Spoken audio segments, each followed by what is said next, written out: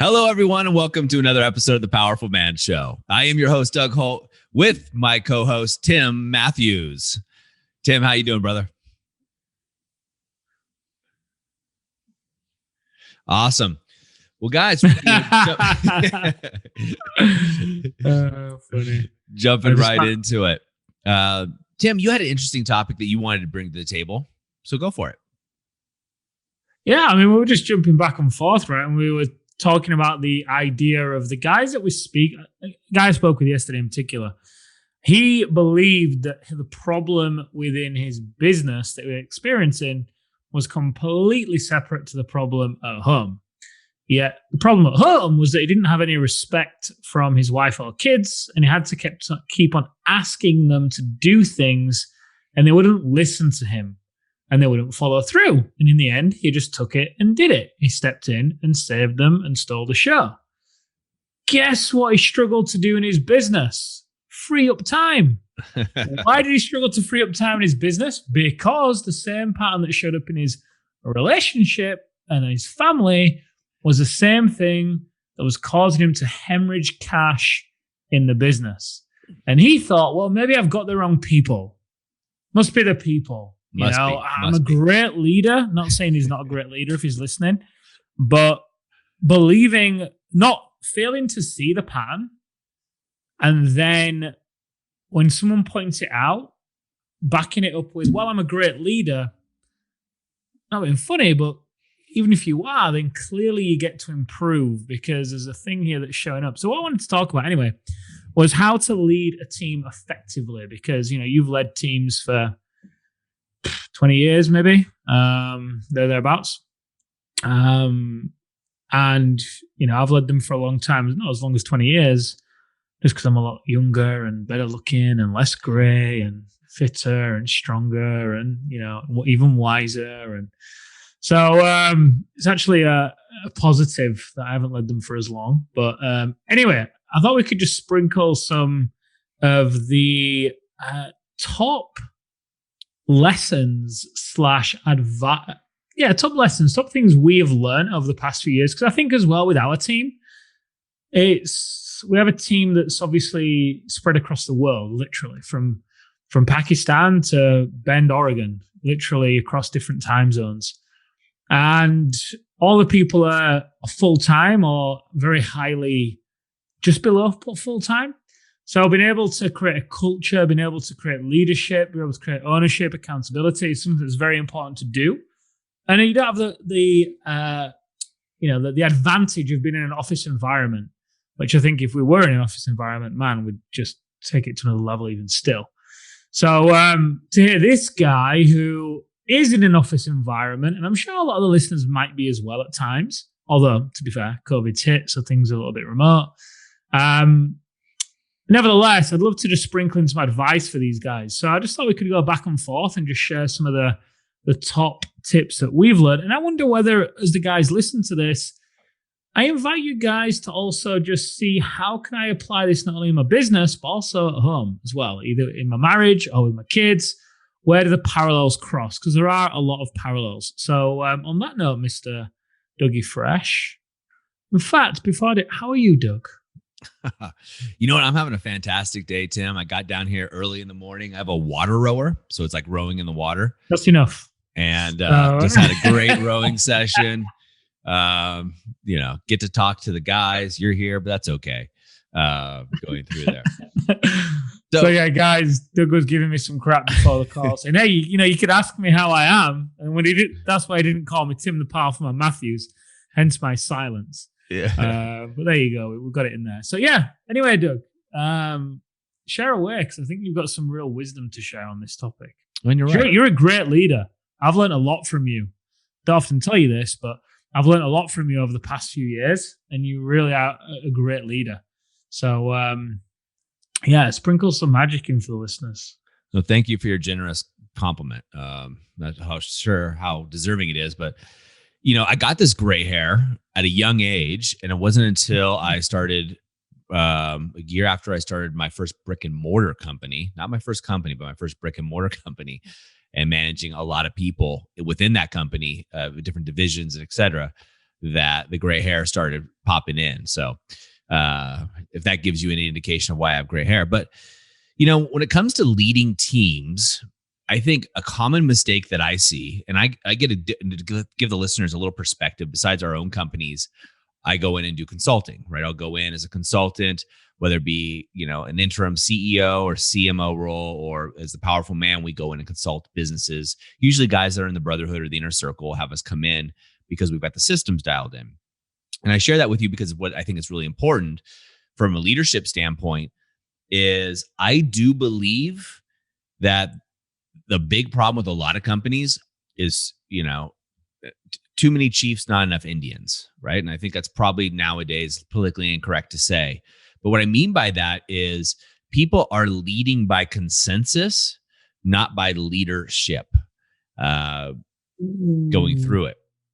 And so it's the leader wants to be liked first, right? And that's not the position a leader should be in. Now, it's great to be liked. I like to be liked, Tim. I like people to like me.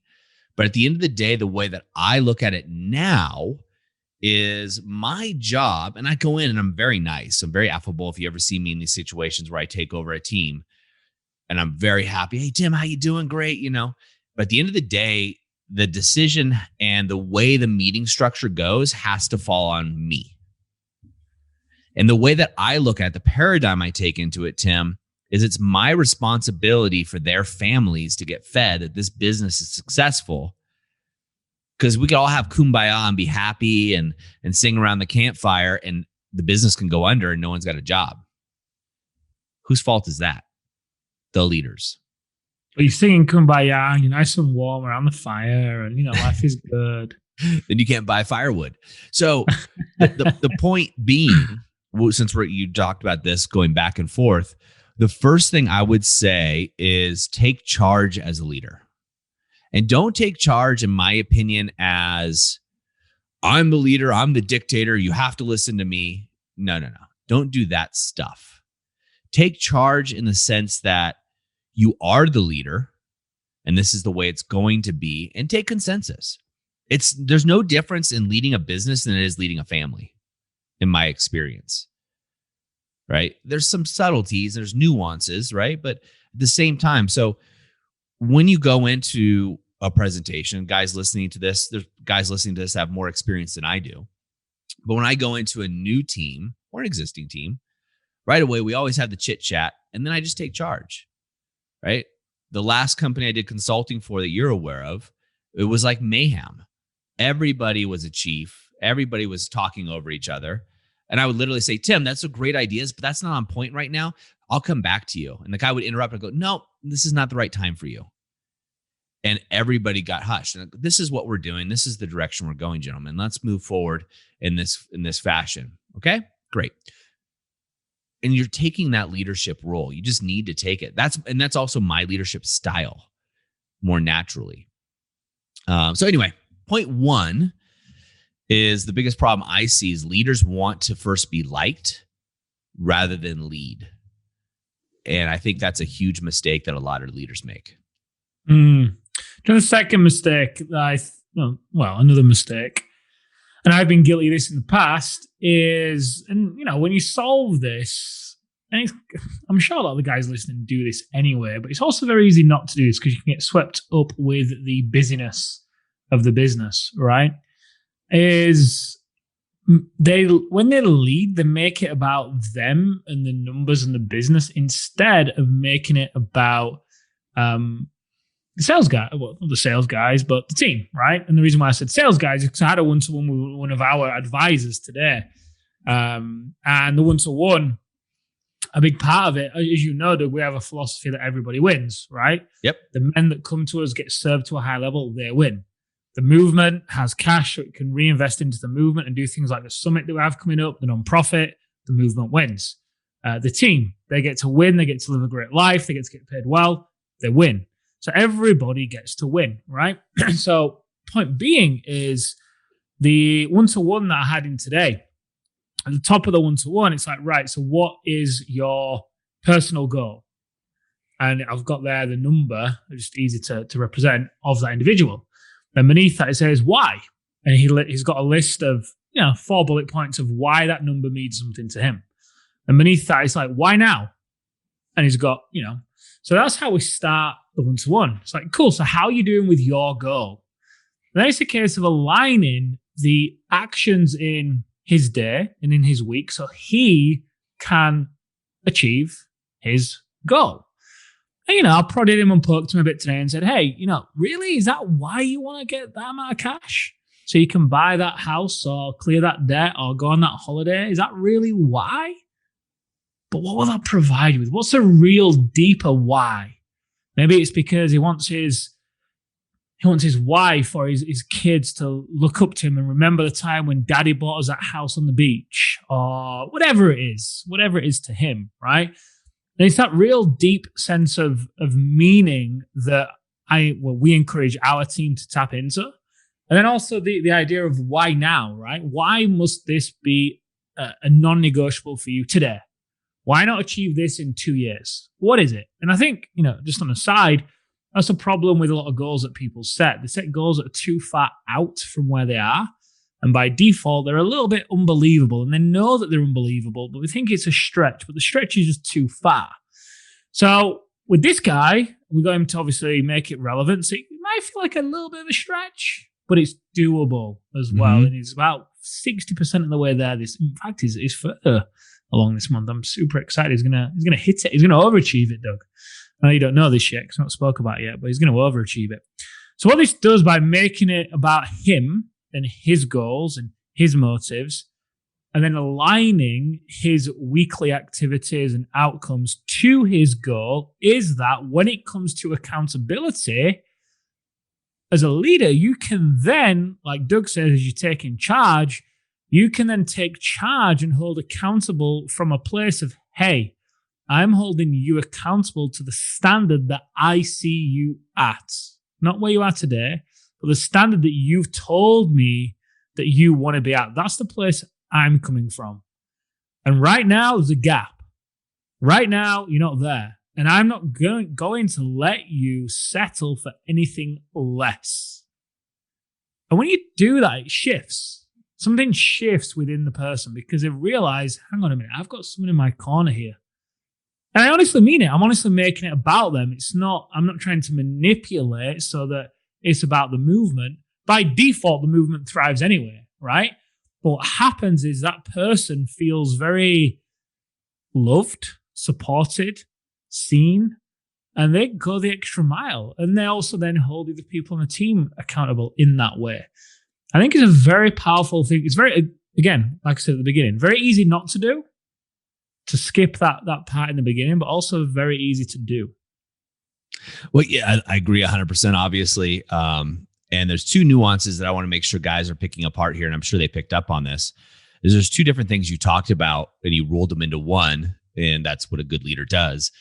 One is you found out a way to make their goals and their dreams align, so to speak, with that of the movement or the company, right? In other words, this individual wants to buy a house. Cool. How can you do it? Great. You sell X widgets or services or what have you.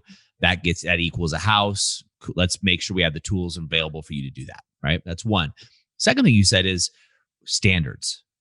You're saying you want to play at this level, right? Everybody says they want to be a pro. Right? Very few people make it to the pro level, right? When you think about it, you can use any sports analogy you want to. Very, very few people. Very few people make it to the high school level, let alone the pro level, right? Going through. And you set the standards. Hey, look, you said you wanted to do this. I didn't say it. You said it. So I'm going to make sure you get there. And that, Tim, dovetails into one thing that I think is really important, which will be my next one. I know we're going to wrap up here soon. But I commonly get asked, how do you run multiple successful companies? Or how do you run multiple successful teams? And the truth is, all I do is coach them. I coach the other leaders of those teams, and they're able to run it, right? And I think that's where a successful leader is more of a mentor and a coach and less of a doer, right? Per se, right? Now, it doesn't mean that, hey, in your business, you could be the guy, right? Traction is a great book. We talk about it a lot, the EOS, Entrepreneur Operating System, in the Powerful Man. A lot of our guys run their companies on this. And there is an integrator, there's a visionary. There's nothing wrong with any of these roles. Just want that caveat out there. But what you want to be doing is, and Tim, you're doing this and amazing with the division that you're running within the Powerful Man, is you coach the people in there. You serve more as a coaching role. And I believe that you coach them in their business skills and their personal life. And what I've found is, it's like people don't care till they realize how much you care about them. That's not the saying, but I can't even think of it right now. But that's pretty much what it is. And when you're coaching them on their business skills, whatever their job function is, or you're giving them opportunities for growth in that area, but you also want to coach them in other areas, right? We at the Powerful Man use the 5 territories. Self, right? What are they doing for themselves to fill their cup? We're adamant about guys taking time off and doing those things. Health. We got a guy on the team right now who's going through some major health problems, and we're creating an environment for him to get better, right? Wealth, like what's going on there? What are your contributions? And wealth is much more, it's abundance, right? So it's much more than just money going through there. Relationships. It's a huge one we talk about. Guys, how's your marriage going? How's the relationship with your kids going? Your girlfriend, all the guys are married, right? What's going on in that area? And business. And that comes back to making sure that they're growing. Where do you want to be, to your point, Tim? So I think being that advisor, that coach, that mentor really allows you to lead at such a higher level than you are. And I can already see it. I'm just going to add this in, Tim, because I've talked to guys that say, Doug, I've got a couple thousand employees. I can't coach them. Well, you can coach your C-suite, right? Just coach your C-suite. That's it. Or maybe just a few members of your C-suite team or a few members of your downline. You don't have to coach everybody in your company. And you can effectively coach everybody in your company if you're utilizing video, recordings, skill sets, exercises. A lot of the guys in the brotherhood and the inner circle, which is our 2 different 1-year programs that we run, they'll take the things that they learn from us and they'll flip them and teach their teams. And their teams eat it up, right? They love it because they're getting continued growth. And the guys are seeing huge returns in their ROI with just doing that. And the next one I'd say is, in terms of mistakes, I'd say leaders sometimes preach what they don't always do themselves. I don't know. I'm sure there's a more eloquent way to say that. It's probably rhymes, but walk the talk, whatever you want to say, it feeds into the whole 5 territories and living from the inside out, right? Yep. That's what I love about us by default. Whenever we interview somebody, right, it's always a case of, we ask them, what's the morning routine? What do you do to switch off after work? What are you doing to work out right now? And if they don't have a morning routine and they're not working out and they don't progress any further than the first 15-minute kind of triage interview, because they're not walking the talk. They're not there in the mindset. That isn't going to work for us because we're very big. And I said it on a previous podcast, the thing that really often drives me to overcome certain challenges in my personal life is the sense of accountability that I have to the guys listening and to the clients that we serve. It's very important that I and we as a team walk the talk, right? So point I'm making here is with a leader, I think you hit the nail on the head. It's very important to be seen. I don't care how many employees you've got. With technology these days, it's very easy to do it. Yep. Set your company up on Workplace, do lives, you can do tons of things to be seen. And it's so important for you to be walking the talk.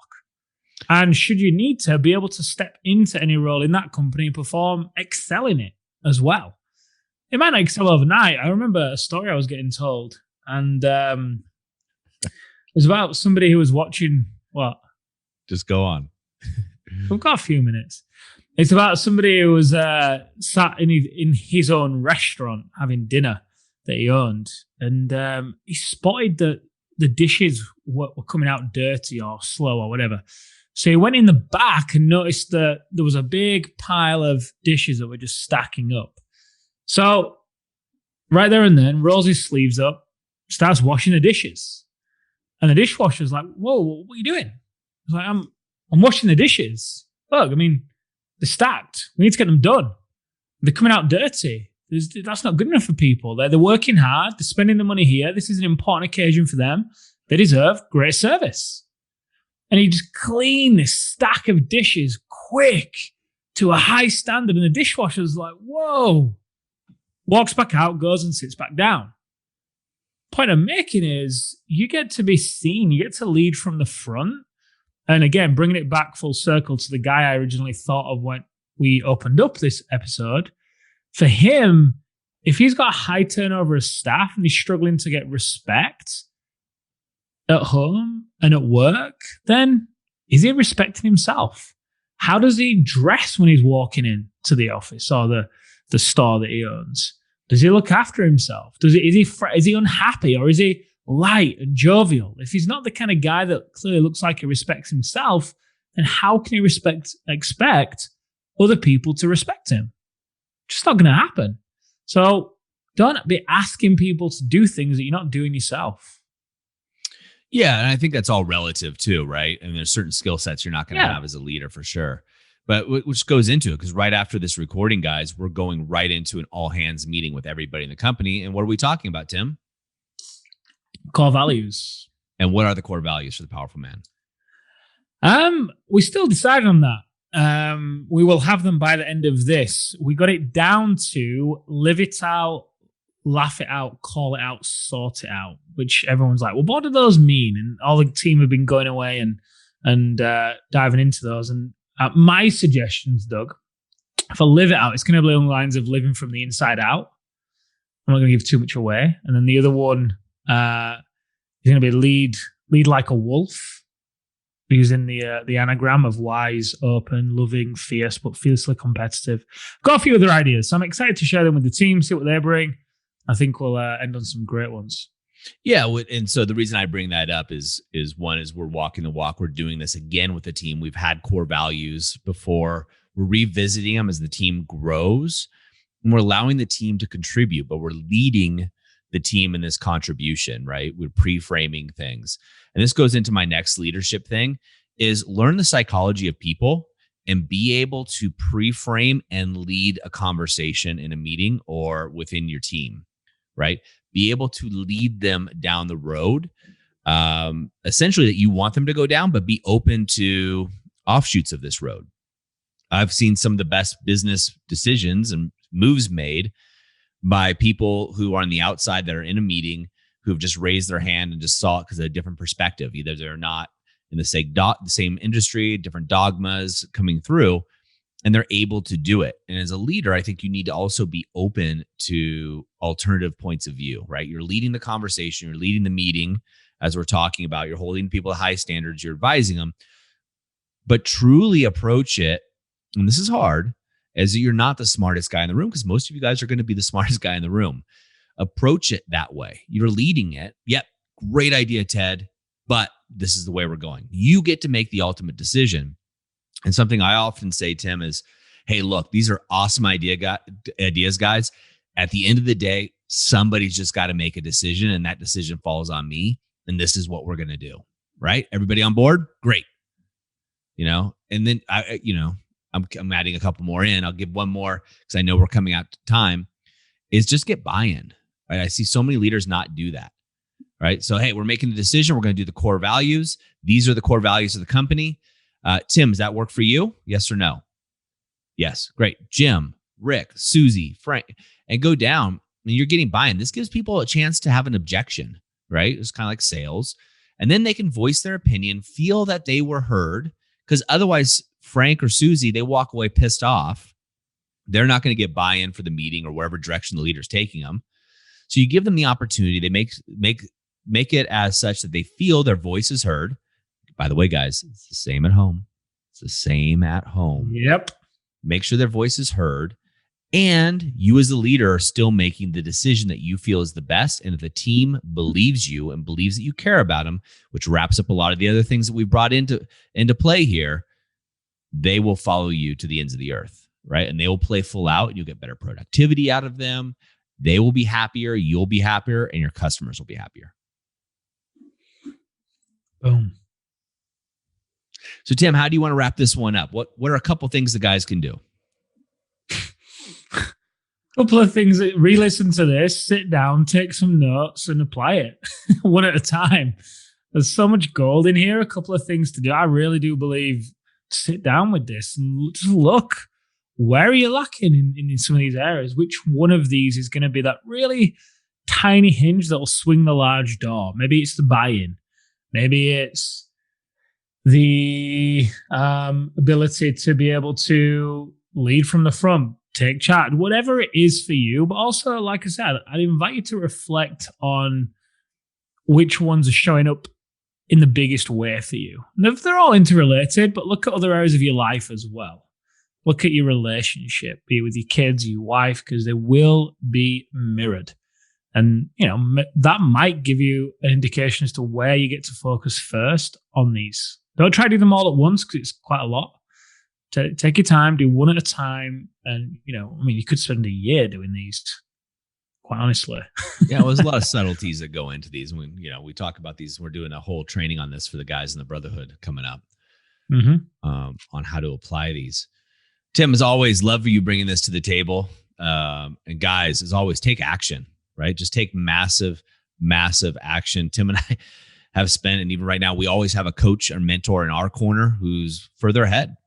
And we've spent countless dollars on leadership coaches, trainings, videos, workshops, books, et cetera, et cetera. And as Tim mentioned, over 20 years, I've been leading teams. And most of that time, not well. I'll tell you that. I have not well. It's taken a lot of mistakes to get there. So give yourself some grace as well, guys, as you're going on your journey, no matter where you are, whether you're running a 6, 7, 8, 9-figure company or not. And then, just realize it's just like anything else, it's stepping stones. But one other point I'm going to drive home for probably the third or fourth time is, guys, these techniques apply at home just as much, right? Subtle nuances and changes and shifts. But for the most part, you can do this exactly at home. Have your core values for your family. What does it mean to be a Holt or a Matthews or a Smith or whoever it is? What are your values? How are you leading? How are you making decisions about finance and things like that? You can do the same thing and take that leadership role and remain activated. And that's the key here. Gentlemen, as always, go over to thepowerfulman.com/bonus if you haven't already. Every month, we're going to be changing that bonus for you. That's thepowerfulman.com/bonus. We're going to be giving you a free training every month, right? Every week on the podcast, we also give you a free worksheet. So tons of resources. So the excuse of money, we've thrown that out of the way, right? We're also bringing you these shows. We're also going to be adding more stuff on YouTube, on our YouTube channel.